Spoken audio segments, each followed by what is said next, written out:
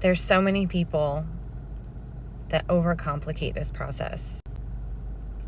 And I want to let you guys know that that's what I'm here for. I'm here to show you that it doesn't have to be complicated. It's hard work. It can be really tough. But when you're just starting out, it doesn't have to be all that complicated. Affiliate marketing is probably one of the easiest, more simpler business models online. At least that's how it was for me. And listen, I get it. I've been there. I totally overcomplicated this process, affiliate marketing and getting into it and getting started. I did that too in the beginning. It's also the reason why I gave up several times. Now, this is like my third time around with affiliate marketing. I decided to drop all that shit.